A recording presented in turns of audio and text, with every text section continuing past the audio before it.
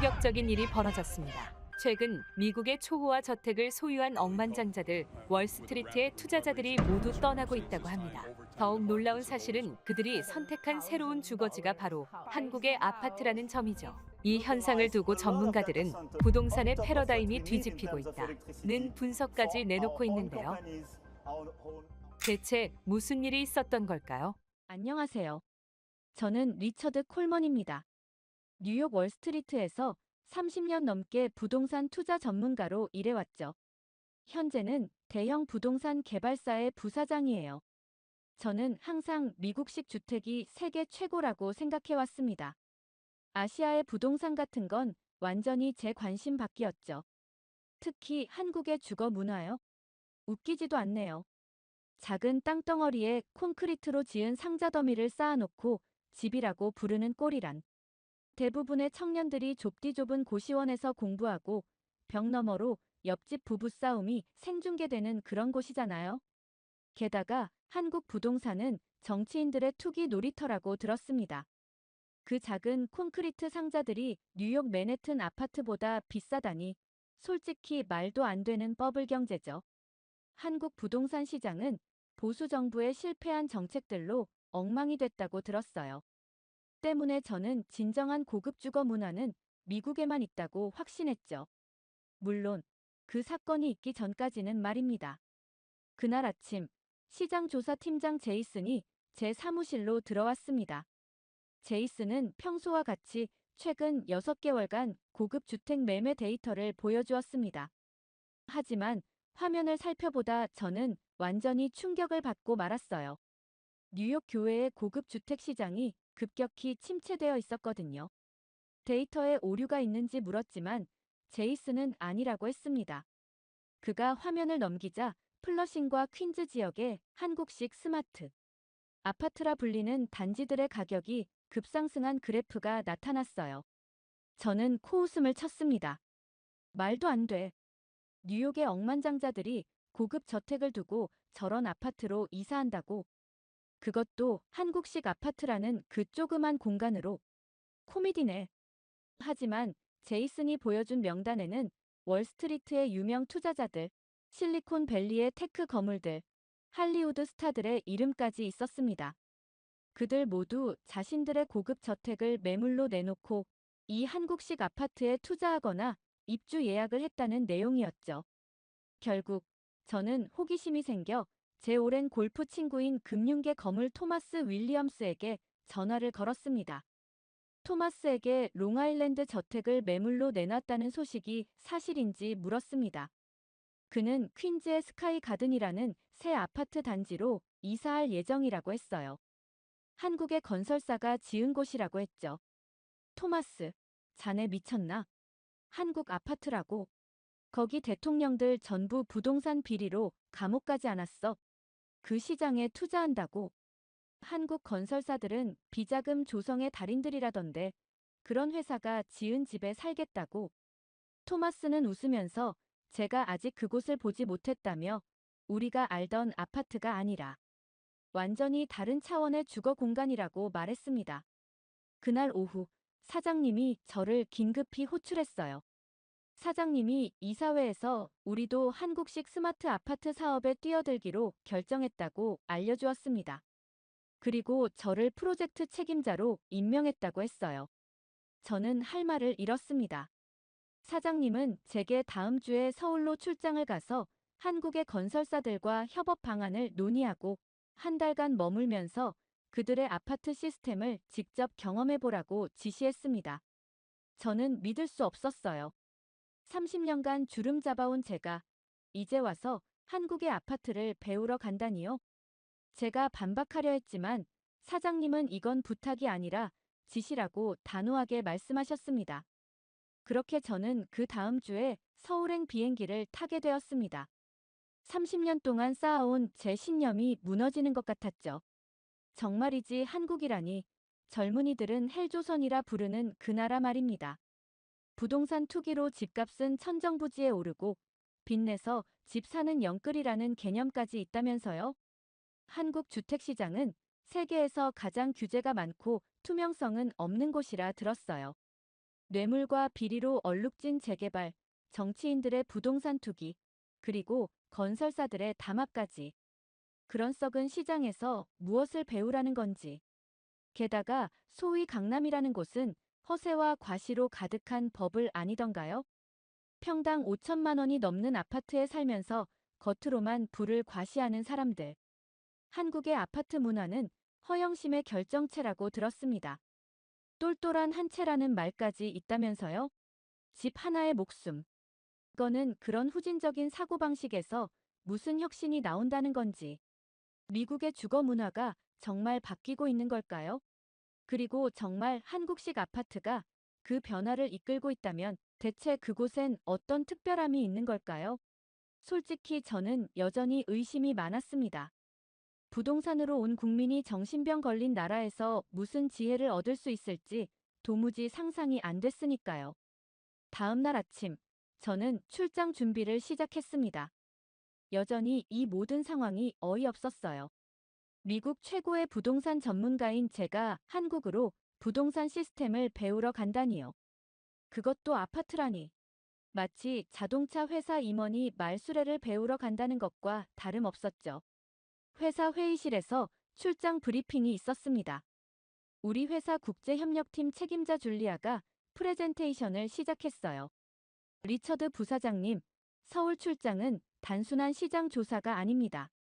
한국의 현대건설, 대우건설과 협업 계약을 체결하는 것이 주 목적이에요. 저는 고개를 절레절레 흔들었습니다. 줄리아, 그들이 우리에게 무슨 기술을 전수한다는 거지? 우리가 배울 게 있다고 생각하나? 줄리아는 평온한 표정으로 계속했어요. 부사장님, 한국 건설사들은 스마트홈 통합 시스템과 공간 효율성 측면에서 세계 최고 수준입니다. 특히 온돌 난방 시스템은 환경 친화적이면서도 효율적이죠.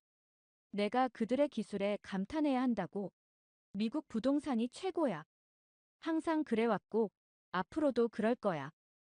회의가 끝나고 사무실로 돌아가는 길에 출장 담당자가 다가왔습니다. 부사장님, 숙소 관련해서 확인드릴 게 있습니다.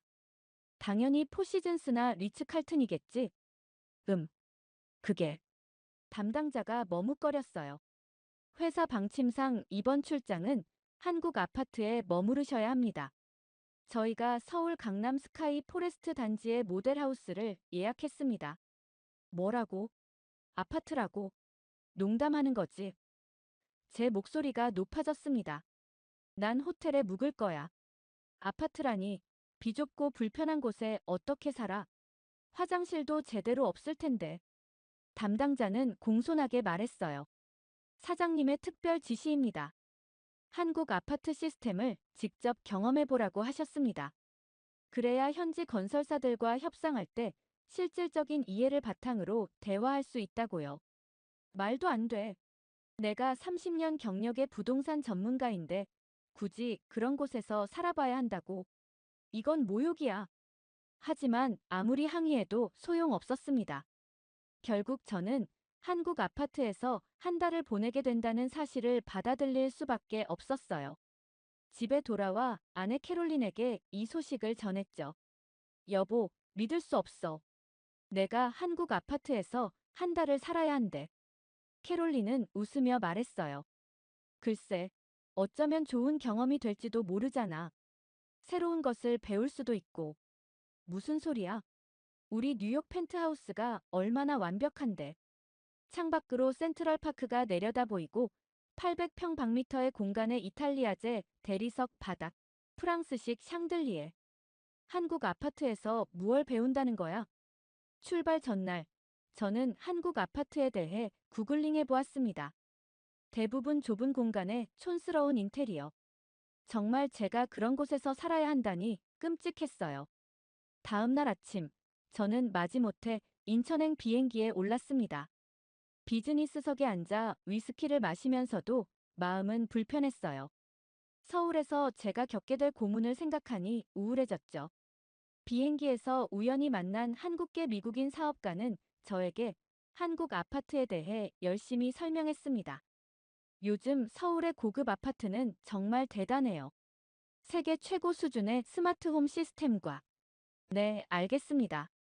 저는 그의 말을 자르고 눈을 감았어요. 더 이상 듣고 싶지 않았죠. 제 생각은 이미 정해져 있었으니까요. 한국 아파트는 그저 작고 답답한 콘크리트 상자일 뿐이라고요. 14시간의 비행 끝에 인천공항에 도착했습니다. 회사에서 보낸 운전기사가 저를 맞이했어요. 콜먼 부사장님, 환영합니다. 곧바로 아파트로 모시겠습니다. 아직도 믿기지 않네요. 정말 제가 아파트에 머물러야 한다고요? 운전기사는 미소를 지으며 대답했습니다. 걱정 마세요. 분명 놀라실 겁니다. 차창 밖으로 서울의 풍경이 지나갔어요. 고층 빌딩들, 번화한 거리. 생각보다 현대적인 도시였지만 여전히 저는 회의적이었습니다. 특히 제가 한 달 동안 살아야 할 아파트를 생각하면 더욱 그랬죠. 차는 서울 강남의 한 지역으로 들어섰습니다. 창밖으로 보이는 풍경이 점점 달라졌어요. 제가 상상하던 삭막한 콘크리트 숲이 아니었죠. 저기가 스카이 포레스트 단지입니다. 운전기사가 말했어요. 창밖을 바라보던 제 입이 벌어졌습니다. 눈앞에 펼쳐진 건 제가 상상했던 회색 콘크리트 아파트가 아니었어요. 마치 미래도시에서 본 듯한 초현대식 건물 단지였습니다. 저게 아파트라고요? 제 목소리에 의심이 가득했죠. 길게 뻗은 진입로를 따라 차가 들어가자 넓은 중앙광장이 나타났습니다. 분수대를 중심으로 아름다운 조경이 펼쳐져 있었고 유리와 철골 구조의 초고층 타워들이 하늘을 찌르듯이 솟아 있었어요. 건물 외관은 물결치는 듯한 곡선 디자인으로 마치 예술 작품 같았습니다. 실례지만 혹시 잘못 온 건 아닌가요? 여기가 정말 아파트 단지인가요? 저는 운전기사에게 물었어요.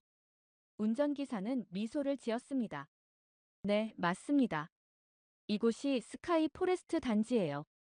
최근에 지어진 서울의 프리미엄 아파트 단지입니다.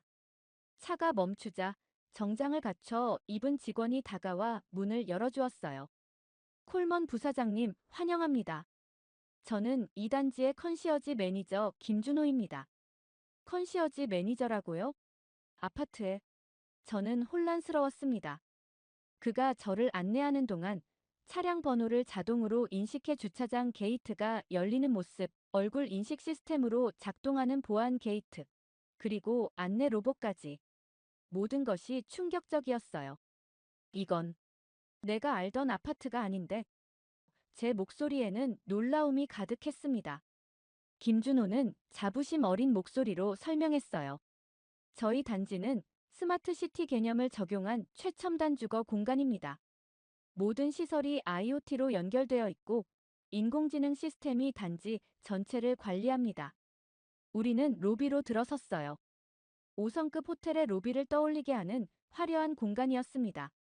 대리석 바닥, 수정 샹들리에, 고급스러운 가구들.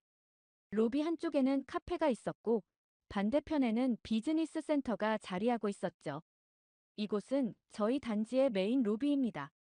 24시간 컨시어지 서비스를 제공하고 있으며 택배 관리, 차량 관리, 방문객 안내 등 모든 서비스를 원스톱으로 해결해 드립니다. 저는 여전히 믿기지 않았어요. 제가 뉴욕에서 살던 고급 아파트보다 훨씬 더 럭셔리했으니까요. 지금부터 부사장님께서 머무실 유닛으로 안내해 드리겠습니다. 엘리베이터 앞에 서자 김준호가 아무것도 누르지 않았는데도 문이 열렸습니다. 얼굴 인식 시스템입니다.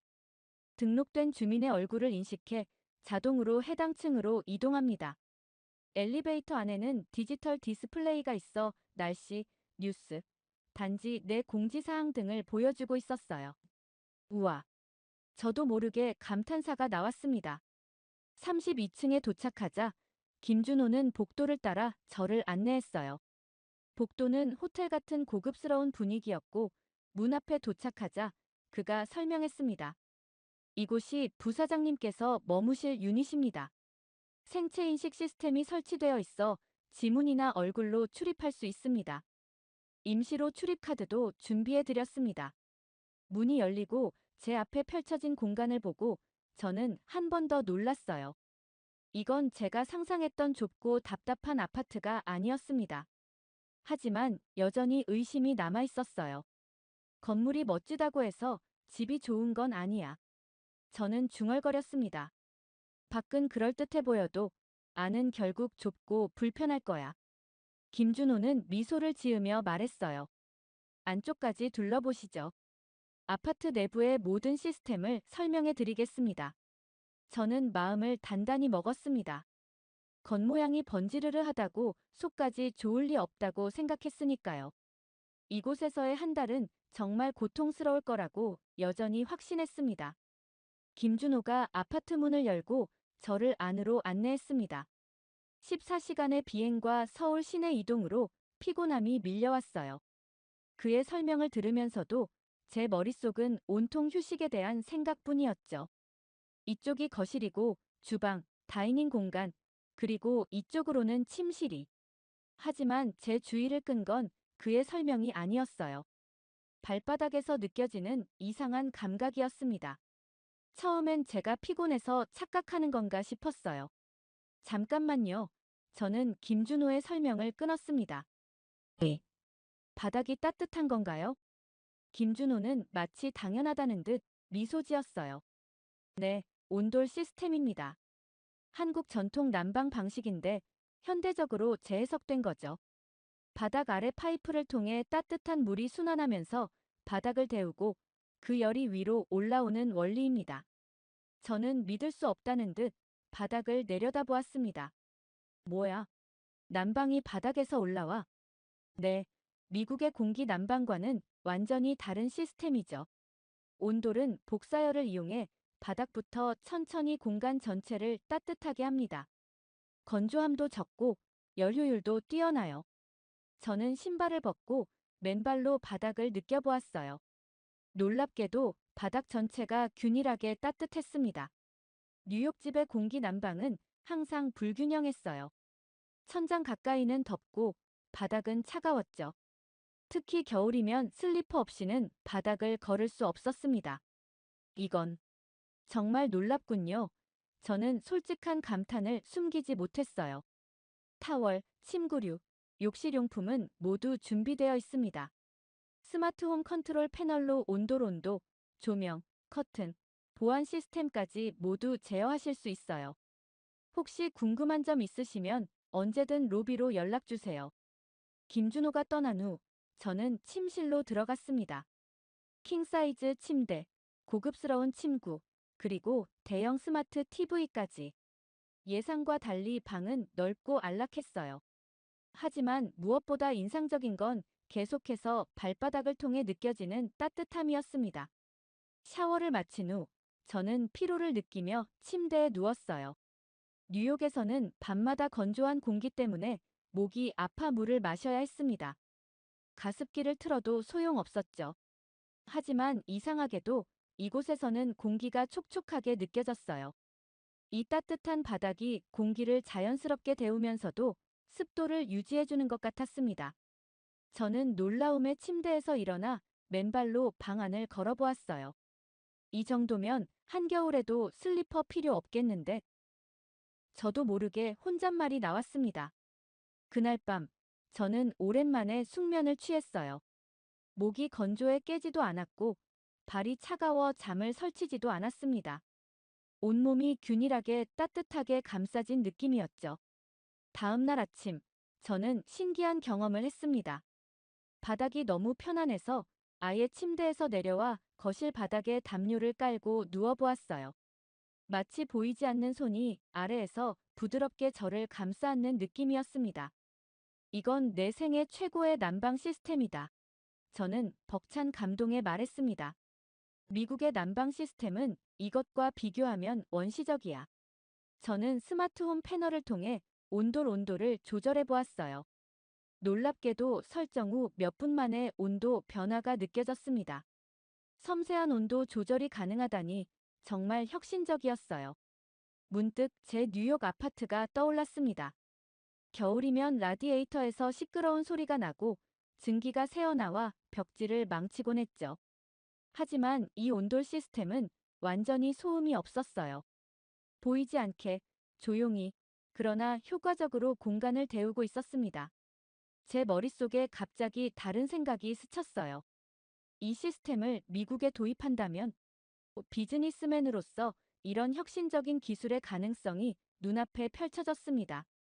에너지 효율성, 쾌적함, 그리고 디자인적 자유까지. 온돌은 단순한 난방 방식이 아니라 주거 문화의 혁명이었습니다. 그렇게 저는 한국 아파트에 대한 첫 번째 편견을 깨고 말았어요. 그리고 이건 시작에 불과했습니다. 온돌의 놀라운 경험에 감탄하던 그날 오후, 저는 이 아파트의 다른 기능들도 탐색해 보기로 했습니다. 벽에 설치된 태블릿 같은 패널이 눈에 들어왔어요. 호기심에 화면을 터치하자 스마트홈 컨트롤이라는 메뉴가 나타났습니다. 이게 뭐지? 저는 화면을 살펴보기 시작했어요. 놀랍게도 이 하나의 패널에서 아파트 내 모든 것을 제어할 수 있었습니다. 조명 밝기와 색상, 온도, 에어컨, 공기청정기, 커튼, 심지어 현관문 잠금 장치까지요. 화면에서 귀가 모드를 선택하자 자동으로 조명이 켜지고 온도가 조절되고 음악이 흘러나왔습니다. 말도 안 돼. 저는 감탄했어요. 이건 SF 영화에서나 보던 거잖아. 더 놀라운 건 스마트폰 앱으로도 모든 것을 원격 제어할 수 있다는 점이었습니다. 집에 오기 전에 미리 온도를 켜두고 외출 중에 택배가 오면 원격으로 문을 열어줄 수도 있었어요. 그때 초인종이 울렸습니다. 스마트홈 화면에 김준호의 모습이 나타났어요. 콜먼 부사장님, 단지 내 시설들을 안내해 드리려고 왔습니다. 괜찮으실까요? 저는 버튼을 눌러 문을 열어주었습니다. 김준호는 단지 내 시설을 둘러볼 것을 제안했고, 저는 흥미롭게 따라 나섰어요. 엘리베이터를 타고 내려가자 커뮤니티 센터라는 곳으로 안내받았습니다. 문을 열자마자 저는 또 한 번 놀라움을 금치 못했어요. 거대한 실내 수영장, 최신 장비가 갖춰진 피트니스 센터, 스파 시설, 사우나까지. 마치 고급 리조트 같았습니다. 이 모든 게 아파트 단지 안에 있다고요? 저는 믿기지 않아 물었어요. 네, 이건 기본 시설에 불과합니다. 김준호가 웃으며 대답했습니다. 이쪽으로 오시면 더 많은 시설이 있습니다. 우리는 계속해서 실내 영화관, 도서관, 와인바, 카페, 키즈 카페, 심지어 스크린 골프장까지 둘러보았어요. 저는 점점 더 충격에 빠져갔습니다. 이건 아파트가 아니라 작은 도시네요. 김준호는 고개를 끄덕였습니다. 저희는 버티컬 커뮤니티라고 부릅니다. 수직으로 쌓아 올린 하나의 마을이죠. 주민들은 굳이 단지 밖으로 나가지 않아도 대부분의 일상을 해결할 수 있습니다. 우리는 지하 주차장으로 내려갔어요. 그곳에서 본 차량 번호 자동 인식 시스템은 정말 인상적이었습니다. 차가 들어오자 카메라가 번호판을 인식하고 LED 안내등이 주차 공간까지 길을 안내했어요. 차량 번호를 등록해두면 번호판을 자동으로 인식해서 주차장 게이트가 열리고 전용 주차 공간으로 안내됩니다. 주차 위치도 스마트폰으로 확인할 수 있고요. 비버리 힐스 저택에 있던 것보다 훨씬 편리한데 제 입에서 솔직한 감탄이 나왔습니다. 다음으로 본 무인 택배 시스템도 놀라웠어요. 택배가 도착하면 알림이 가고 보안 락커에 자동으로 보관되며 주민은 앱이나 생체 인식으로 찾아갈 수 있었습니다. 미국에서는 택배 도난이 큰 문제인데 이런 시스템이라면 완전히 해결되겠네요. 김준호는 자랑스럽게 말했습니다. 저희 시스템은 주민들의 편의를 최우선으로 생각합니다. AI가 각 가정의 생활 패턴을 학습해서 최적화된 환경을 제공하죠. 우리는 단지 꼭대기층에 있는 스카이 라운지로 올라갔습니다. 서울의 파노라마 전경이 펼쳐진 그곳에서 커피를 마시며 저는 생각에 잠겼어요. 이런 시스템이 미국에는 왜 없지? 저는 중얼거렸습니다. 우리는 기술 강국이라고 자부하는데. 김준호의 설명을 들으며 한국 아파트에 대한 제 편견이 하나둘 무너져 내리고 있었어요. 이건 단순한 주거 공간이 아니라 완전히 새로운 생활 방식이었습니다. 콜먼 부사장님, 내일은 저희 건설사 본사를 방문하실 예정입니다. 그곳에서 이 모든 시스템이 어떻게 개발되고 통합되는지 보실 수 있을 거예요. 저는 고개를 끄덕였습니다. 이제 그 방문이 정말 기대되기 시작했어요. 제 머릿속에는 이 시스템을 미국에 도입했을 때의 가능성이 그려지고 있었습니다. 한국에서의 한 달이 눈 깜짝할 사이에 지나갔습니다. 건설사들과의 미팅, 협약 체결, 그리고 다양한 주거단지 견학까지 제 인식을 완전히 바꿔놓은 시간이었어요. 인천공항에서 뉴욕행 비행기에 오르며 저는 이상하게 아쉬운 마음이 들었습니다. 처음 왔을 때와는 완전히 다른 감정이었죠. 한 달 전만 해도 저는 한국 아파트에서의 시간이 고문이 될 거라고 생각했었는데 말이에요. 14시간의 비행 끝에 뉴욕에 도착했습니다. 익숙한 풍경, 익숙한 소리. 그런데 왜인지 모든 것이 예전과 달리 느껴졌어요. 리처드, 여기야. 공항 도착장에서 아내 캐롤린과 두 아이들이 손을 흔들고 있었습니다. 캐롤린이 반갑게 저를 안아주었어요. 여보, 어땠어? 한국에서의 생활. 말해봐야 믿지 않을 거야. 저는 웃으며 대답했습니다. 처음에는 최악일 거라고 생각했는데 놀랍게도 정반대였어. 차에 오르자 아이들이 한국에 대해 질문 세례를 퍼부었어요. 제가 보내준 사진과 영상만으로도 그들은 이미 한국 아파트에 매료된 듯 했습니다. 아빠, 그 스크린 골프장 진짜 멋져 보였어요. 15살 딸 에밀리가 말했어요. 영화관도 있었다면서요? 진짜 영화관이요? 12살 아들 마이클이 물었습니다. 저는 웃으며 고개를 끄덕였어요. 그래, 진짜야. 거기 살면 영화관, 수영장, 피트니스 센터까지 엘리베이터 타고 내려가기만 하면 돼. 우리 집, 롱아일랜드의 고급 주택가에 위치한 3,000제곱피트 저택이 모습을 드러냈어요. 예전에는 그토록 자랑스러워하던 저택인데 지금은 왜인지 조금 낯설게 느껴졌습니다. 현관문을 열고 들어서자마자 저는 차이를 느꼈어요. 바닥이 차가웠습니다. 중앙 난방이 켜져 있었지만 공기만 덥고 바닥은 여전히 차가웠죠. 온돌이 그리워지는 순간이었어요. 집이 좀 추운 것 같아. 저는 중얼거렸습니다. 캐롤린이 대답했어요. 난방 다 켜놨는데. 항상 이랬잖아. 겨울이면 슬리퍼 2켤레씩 신고 다녔잖아. 침실에 짐을 풀면서 저는 스마트홈 패널을 찾아 벽을 더듬었습니다. 하지만 그런 것은 없었죠. 대신 여러 개의 리모컨과 스위치가 있을 뿐이었어요. 이런 TV 리모컨이 어디 있지? 저는 침대 밑을 뒤적거렸습니다. 서랍에 있을 거야. 캐롤린이 말했어요. 여보, 무슨 일이야? 좀 이상해 보여. 저는 한숨을 쉬었습니다. 한국에서는 이 모든 걸 하나의 패널이나 스마트폰으로 제어할 수 있었어. 조명, 온도, TV, 음악 커튼, 심지어 현관문까지. 저녁 식사 시간, 가족들과 함께 식탁에 앉았습니다. 한국에서의 경험을 더 자세히 나누었어요. 그리고 온돌이라는 게 있는데 바닥 전체가 따뜻해. 발바닥부터 몸 전체가 고르게 데워지는 느낌이야. 에밀리가 눈을 반짝이며 물었어요. 우리 집에도 그런 거 설치할 수 있어요? 글쎄. 저는 망설였습니다. 전체 시스템을 바꿔야 할 텐데 쉽지 않을 거야. 그날 밤 잠자리에 들면서 저는 불편함을 느꼈어요. 난방기에서 나오는 건조한 공기가 목을 따갑게 했고 발은 여전히 차가웠습니다. 습관적으로 스마트폰을 들어 온도를 조절하려 했지만 그런 기능은 없었죠. 여보, 괜찮아? 캐롤린이 물었어요. 그냥. 한국 아파트가 생각나네. 특히 온돌이. 다음 날 아침, 아이들은 학교에 가기 전 불평을 늘어놓았습니다. 아빠, 우리 집에는 왜 수영장이 없어요? 마이클이 물었어요. 그리고 영화관도요? 에밀리가 덧붙였습니다.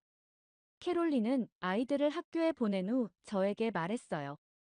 당신이 보내준 영상들 보고 나니 우리 집이 갑자기 불편하게 느껴져. 특히 편의시설 면에서. 한국 아파트가 더 편했을 것 같아. 저는 깜짝 놀랐습니다. 제 아내가 우리가 그토록 자랑스러워하던 저택보다 아파트를 선호한다니. 하지만 솔직히 저도 같은 생각이었어요. 알아. 나도 그렇게 느껴. 특히 온돌과 스마트홈 시스템이 정말 그리워. 귀국 후 일주일이 지났지만 한국에서의 경험은 계속해서 제 머릿속을 맴돌았습니다. 출근길에 차 안에서, 회의 중에, 심지어 잠들기 전에도 온돌의 따뜻함과 스마트홈의 편리함이 생각났어요. 그날 아침 회사에 도착하자 사장님이 저를 급히 불렀습니다.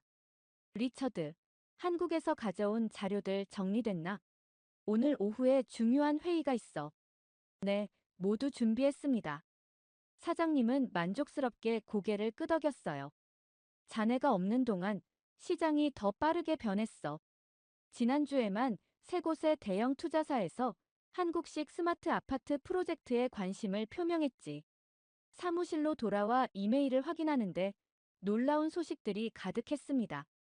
여러 고객사와 투자자들이 한국 스타일의 주거 시스템에 대해 문의해왔어요.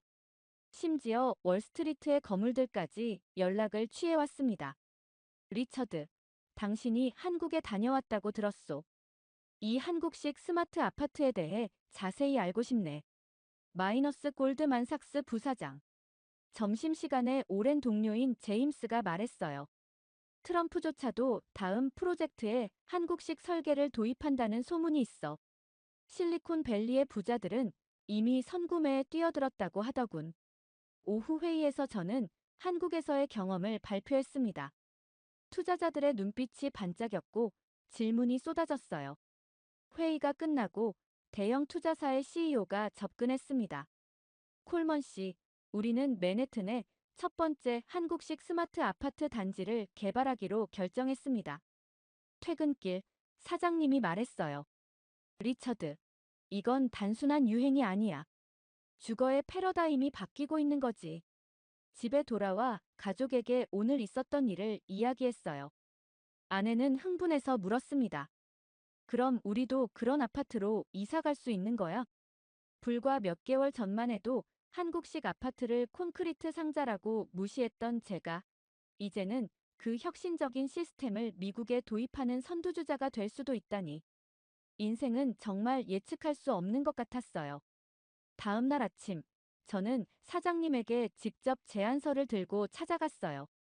사장님, 제가 직접 뉴욕 최초의 한국형 스마트 아파트 프로젝트를 총괄하고 싶습니다. 자네가 전통적인 저택의 가치를 그토록 옹호하던 사람이, 네, 한국에서의 경험이 저를 완전히 바꿔놨어요. 미국 주거 문화가 변화하고 있어요. 더 이상 전통적인 저택만이 럭셔리가 아닙니다. 한 달 후, 저는 맨해튼 중심부의 스카이가든 뉴욕 프로젝트를 출범시켰습니다. 한국의 현대건설과 협업하여 온돌 시스템과 스마트홈 기술을 도입했어요. 기자회견에서 저는 자신감 있게 말했습니다. 뉴욕 고급 주택 시장의 침체는 위기가 아니라 변화입니다. 한국식 스마트 아파트가 미래의 표준이 되고 있습니다. 프로젝트 발표 후 모델하우스에는 실리콘밸리 CEO들과 월스트리트 금융인들이 몰려들었어요. 그날 저녁 아내 캐롤린은 미소 지으며 말했습니다. 여보, 불과 몇 개월 전만 해도 한국 아파트를 비웃더니 이제는 그걸 도입하는 선구자가 됐네요. 우린 결국 한국에서 배운 거네. 창밖을 바라보며 저는 말했습니다. 처음엔 제가 한국을 가르치러 간다고 생각했는데 오히려 제가 더 많이 배웠어요. 한국의 혁신적인 주거 문화에 진심으로 감사합니다. 이제 한국식 아파트는 단순한 주거 공간이 아니었어요. 그것은 미래의 라이프 스타일이었습니다. 예전의 저라면 상상도 할 수 없는 일이지만 지금의 저는 다릅니다. 한국은 저에게 편견을 깨는 방법을 알려주고 새로운 시각을 주었어요. 저의 이야기는 이렇게 끝이 나지만 저의 새로운 이야기는 이제 시작입니다. 지금까지 저의 이야기를 들어주셔서 감사합니다.